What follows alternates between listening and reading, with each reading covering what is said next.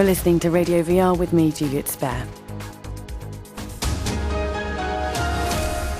Female genital mutilation, FGM, is defined by the World Health Organization as a painful and traumatic procedure that intentionally alters and causes injury to female genital organs and is of no health benefit at all, and is a violation of the human rights of girls and women.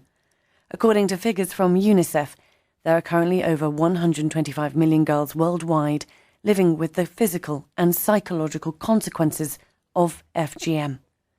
FGM is predominantly carried out in northern and central African countries, Asia and the Middle East.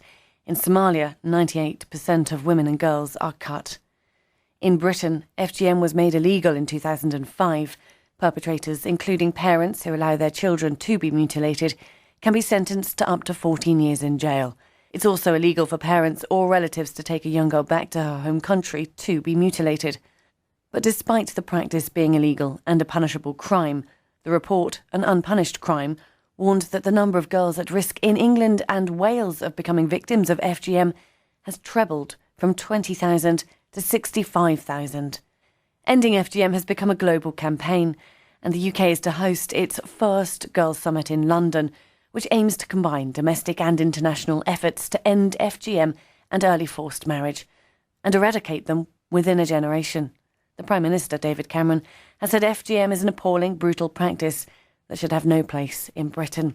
So what is Britain doing about it? Taking them away from their extremely busy schedules to join me for a discussion on FGM is Sarian Karim Kamara, an anti-FGM campaigner and community facilitator for Manor Gardens Health Advocacy Project. Sarian experienced FGM when she was 11 years of age.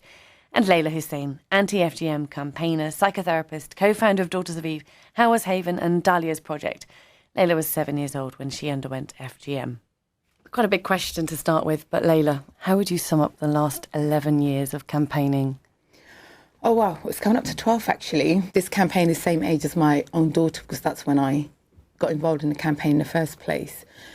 And for me, a lot has changed, especially in the last 2.5 years, 3 years, I would say.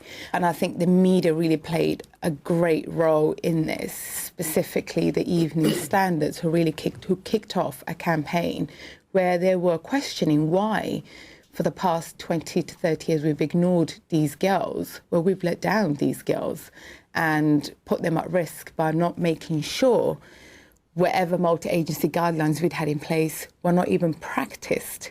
So, but in leading up to that, obviously, then the Channel 4 documentary that I presented obviously aired. And I think for me, from that moment on, with the petition, it's been, I think every week there's been at least 2 or 3 pieces about FGM. So for me, obviously, this is just the beginning.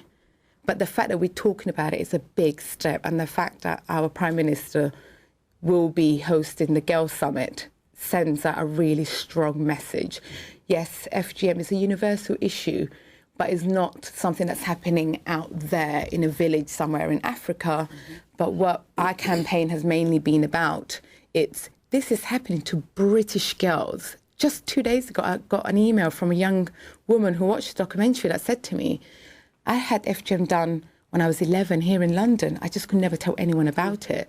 So for me, and if she's 22, it's not that long ago that she's undergone FGM. So for me, having this summit in the UK really sends out a very strong message that this is, in fact, a very British issue. Yeah. Did you think 12 years ago you would be at the point when you would be talking to the Prime Minister about FGM being a British issue? Absolutely not. I mean, I sometimes I actually wake up in the morning and I think, oh my God, is this really actually happening? Because at one point it felt like not just me, many campaigners like myself were banging their heads against the wall. And I felt for many years that we were being ignored.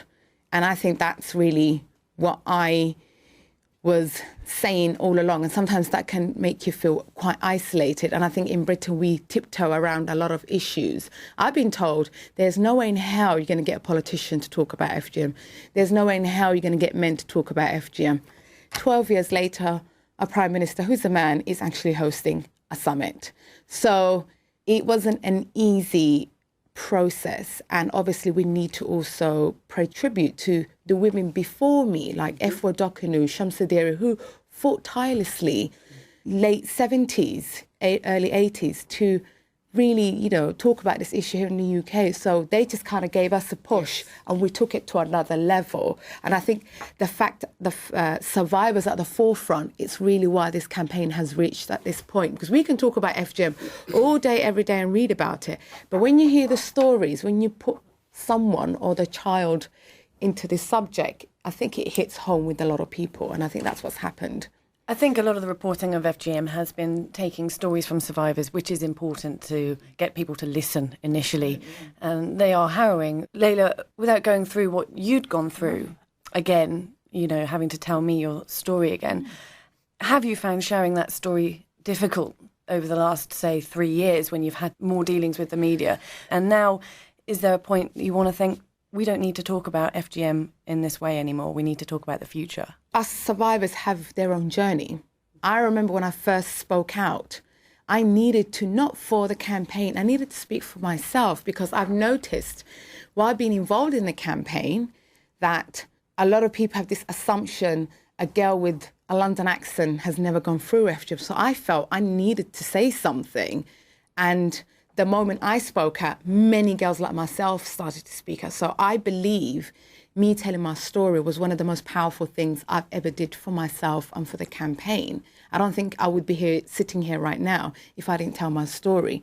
But I think now I personally reached a point where I can't keep retelling the same story and over again. Because let me tell you one thing I know from, especially as a therapist who works with FGM survivors, none of us ever told the same story. So I think people need to hear different types of stories. I don't think I've ever sat down and said, me and this person have gone through exactly the same thing. I was cut at the same day as my sister and my cousin, and 3 of us have 3 different versions of what has happened to us. So I think we need to hear all these women in their own time. But I think in any social issues that we're dealing with, we always have to hear from survivors. It doesn't matter which part, even if we talk about this in the next 40 years, there will be a survivor that needs to come out and say, this is, for me, there's nothing more powerful when you show your own personal experience. And I think for me, that's the most bravest thing any human being could ever do, because it's not an easy thing to say, this is a form of child abuse that I've experienced and it was done by people who I loved and trusted. It's not an easy thing to do.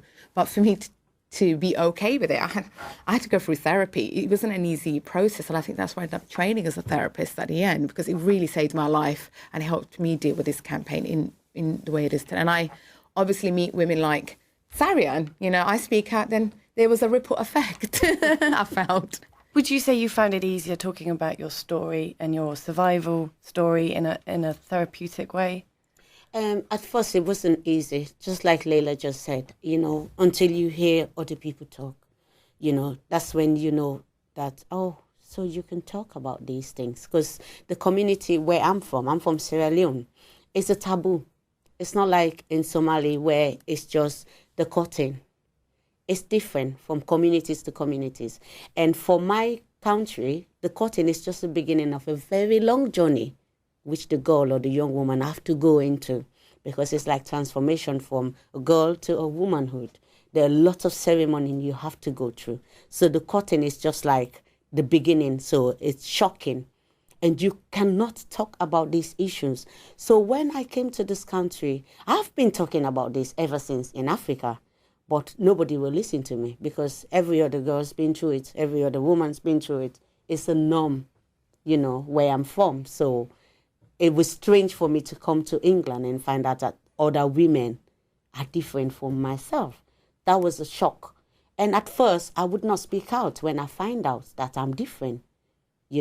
I was shy. I don't know what other women would think about me or guys, But finding myself in London, I get to know that there's campaign going on, where people can talk. Then I know that I can speak. And since then, I've been speaking. Because for me, I find out that every time I talk about what happened to me, it's like a therapy. I feel so much lighter because I've got all of this inside of me bursting to come out. But nobody would listen to me until now. you know. So for me, I will talk about FGM and what happened to me. It's about being heard. Every time. Yeah, definitely. You know, so like Leila just said, it's different from every woman or every young girl, you know. But for us Sierra Leoneans, I know there are a lot of women out there who want to talk. Many of these women who knows what I did, what I'm doing as a campaigner in my community in Peckham, they come up to me and they'll tell you, do you know I went through this? And they will tell me their story. I don't even know them. Yeah. So they want to talk, knowing that you can actually speak about it and nothing will happen to you. Has there been a way it's been presented, or sometimes the way it is presented, FGM as a practice, in that it's barbaric? Could that alienate some girls in some communities from speaking up about it, for feeling that they're embarrassed that this procedure that they've had done is presented in Britain as being so barbaric? I mean, listen, the practice is barbaric, but not the people. I think that we need to make very clear. And my argument has always been, and sometimes I feel certain media outlets don't want to acknowledge there are practices here in the UK that are very barbaric. I mean, if we use the example of, in this country, we now have a big business that's building up called designer vagina. And if you actually look at the procedures of designer vagina, it's FGM type 1 and type 2. But that, for some reason, is being called a choice. It's for cosmetic reasons. Actually, and for me, this really came to light when I was working in a school, and a white British girl said to me, she was, I think, 14 at the time, she said, when I become the age of 16, I'm going to have my labias trimmed because her boyfriend said they were too long or something like that anyway. But for some reason, we call one particular girl, oh yeah, you know, this practice is barbaric. And this one, she has a choice. Actually, if you listen to both stories, they both come from two patriarchal systems that tells them women need to fit into a particular form. Mm-hmm. And actually, it was for me to kind of point out, you both see, you're being told by your communities, you are not perfect, just being a girl. So there's something's wrong with you the moment you're born as a girl. Sometimes it's the way those conversations are had. Is it always feels we stigmatize one particular groups.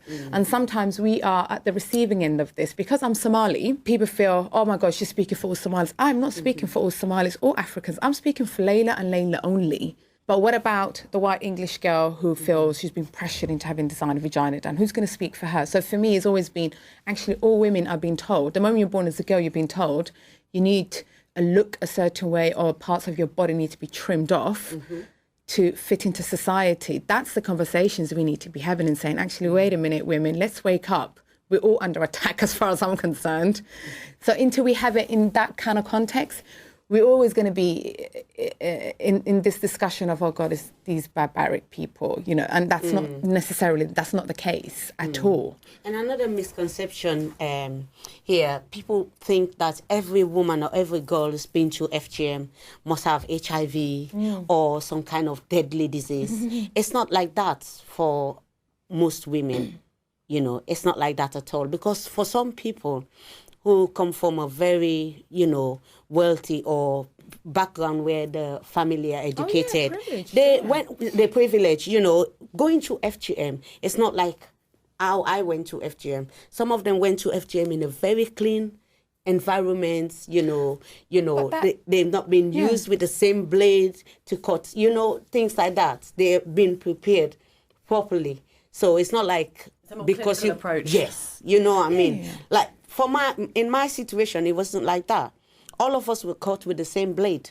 But luckily for us, none of us cut any of these deadly or, you know, stigmatizing disease, I would say, as people would like to put it, you know. So me speaking out, for some people would not speak out for that reason. Because somebody said to me from a Sierra Leonean community, she said to me, I would love to join your campaign. He said, but I don't want to tell my story because people will think that I have HIV. Oh, God.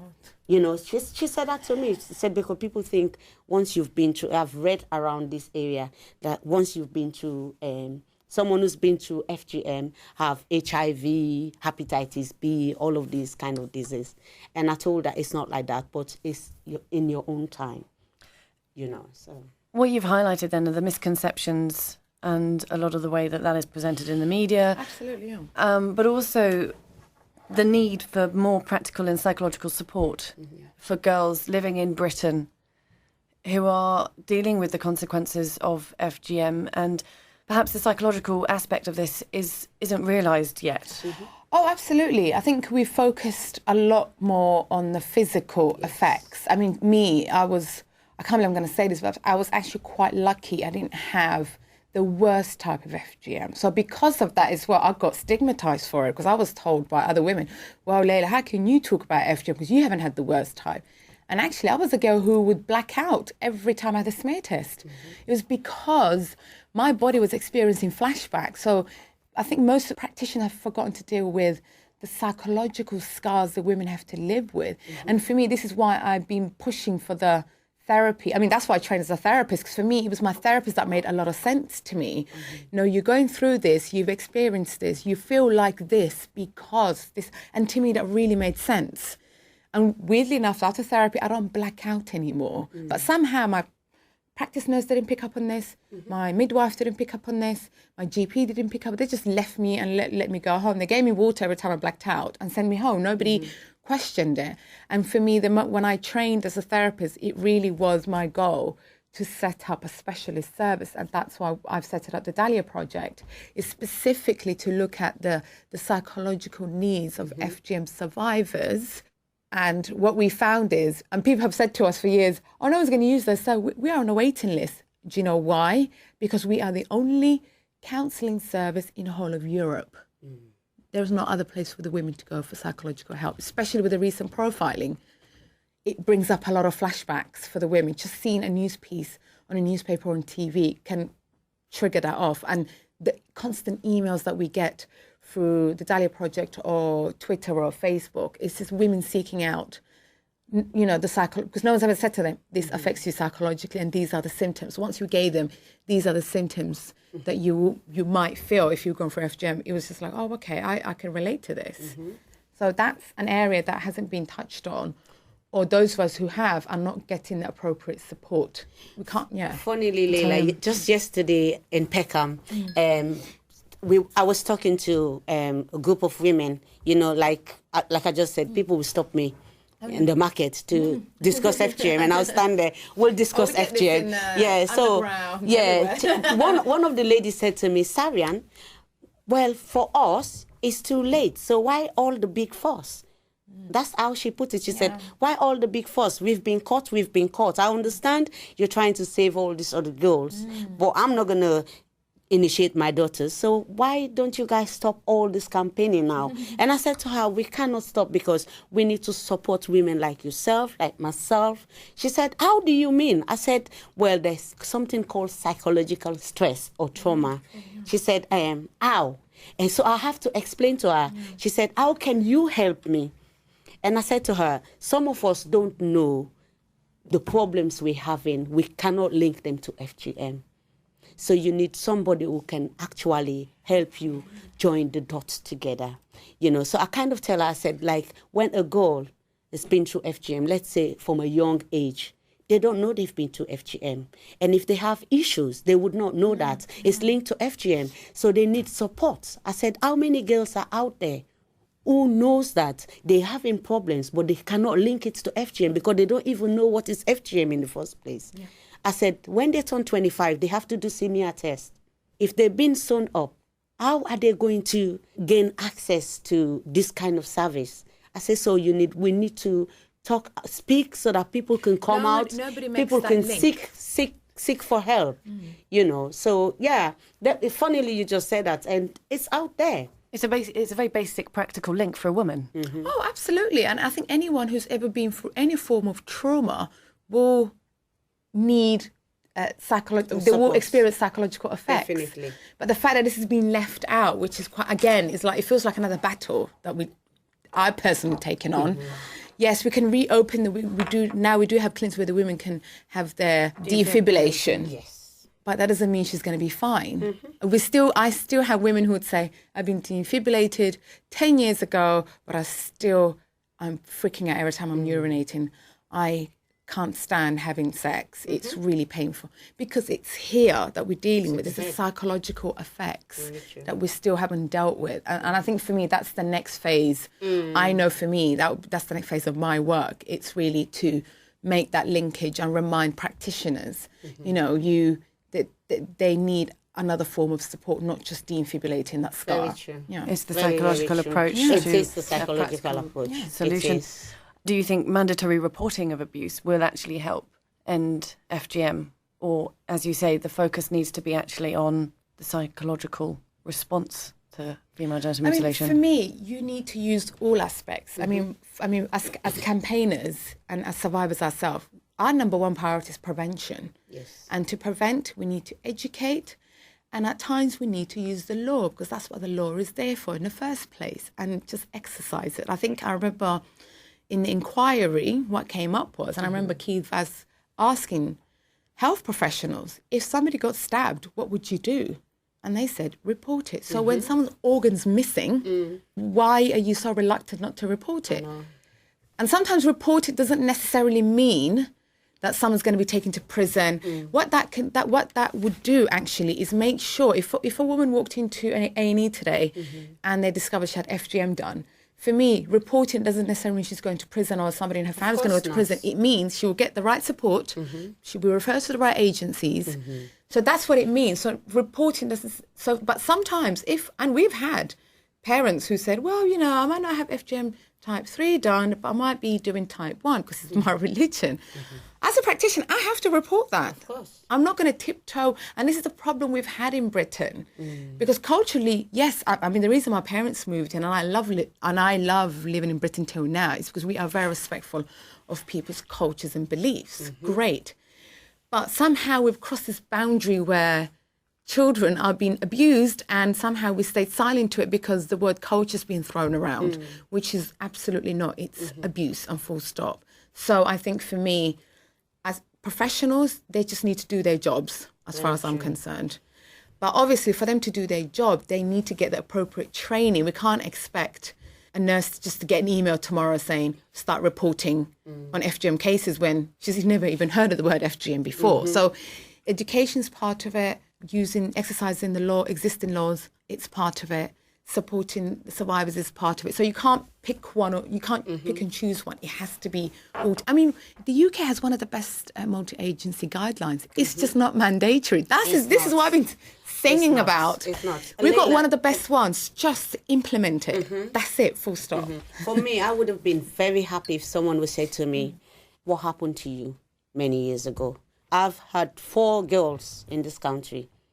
I got pregnant in this country 4 times. I gave birth in this country 4 times, and they're all girls. And for me, it is very visible. It's not like where they've done type 1. It's type 2. Very close to type 3, only without the stitching. Everything was removed. So if another woman is looking after me, in my genitalian part, you should ask questions. And me giving birth, having a girl, at least you should ask questions. Even if it was an accident, I think you should, as a health professional, you should ask. What happened to you down there? Do you think that's just the lack of understanding and the fear that it might be a cultural tradition? Listen, as a doctor, that's what you're being taught. I think to me, it's actually shameful that a doctor or a nurse or a midwife, I don't care, that's part of your training from day one, whether it was FGM or somebody burnt you down in your genitals or somebody cut something else. You need to ask, because they ask me every time, oh, did you have an eye operation before? So for me, it's the attitude of the health profession. England's still a very conservative country, let's be very honest. And when we talk about FGM, we need to talk about sex, race and gender. And those are the 3 subjects Britain hates discussing. So until we really cross those boundaries, we will be having this discussion in 10 years' time. I can guarantee it. This conversation about FGM it's been so positive. And there's been smiles and laughter in talking about it. But, what's highlighted is that it's not just one thing. The Education Secretary sent letters to each school saying, look out for the signs. You highlight the issue in the last few decades of medical practitioners not having any awareness or support, or maybe their attitude towards it was wrong, and which meant that it continued to be swept under the carpet. And it's taken, as you gave credit to the people before you who have been campaigning on this issue, but let's say the last decade of having to retell the horror of your own experience in order for people and politicians to actually understand this form of child abuse that is happening in Britain, well, and all over the world. But I have to say, it feels like everyone's moved on and there is a positive forum for which to tell the stories about FGM. Do you think, going from the ladies you spoke to in Peckham who say, why are you still doing it? Why are you still talking about it? My daughter's not had it. Do you think people are getting fed up of seeing sort of the campaign posters, or do you think that is what is working? For me, like Leila just said, I think they're not seeing the help coming. You know, like people come out, they tell their story and they've been left out by themselves to deal with it. Like we have to form up a survivors group where we come back every month or two, you know, everybody will unleash their stress and burden. We laugh, we cry, we support each other. But we have to do it on our own. We have to do it on our own. This is what we need. This is what the people out there need. They need to see action. Okay, yes, they've written letters to all school telling them to look out for signs. How are they supporting them? Are there trainings for these teachers? No. Is it a mandatory for them to go through this training? No. And they are the ones that spend the most time with these children. They know the children more than anybody out there, apart from their parents. They know a child who's been active and suddenly will become withdrawn. They are the ones who need the training. And not just that, my big fear is, especially with policymakers, they bring these big documents, but without discussing it with any of us. And I would say to any policymaker out there, the reason the recent campaigns have been successful because we were involved in it, because we know our community more than anyone, and that's why we've had this success.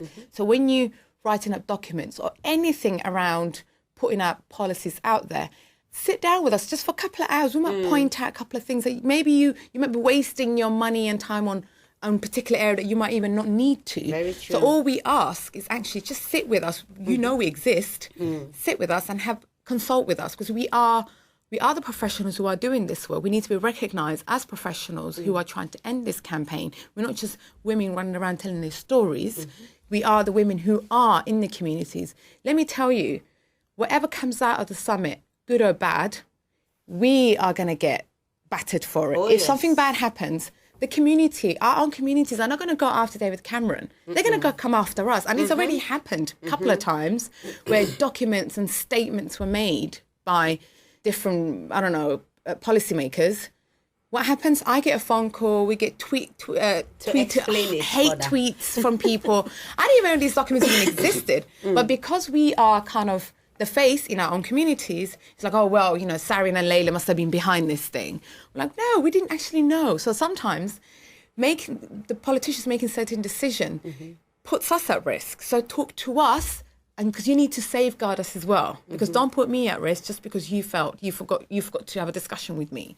I think the summit for us is a historical moment, really, in this campaign. The fact that it's going to give this subject at such a higher profile. And we know that from our own communities, people saying, oh my God, David Cameron's going to talk about this. It's like, oh, okay, now they're going to because he is the Prime Minister. They will take it seriously. In my community, I call him David Camara. Because I'm Camara, he's Cameroon. I said, David Camara. And people laugh, just to engage people, get them to talk. Okay, well then that's going to be my final question, because it started with David Camara.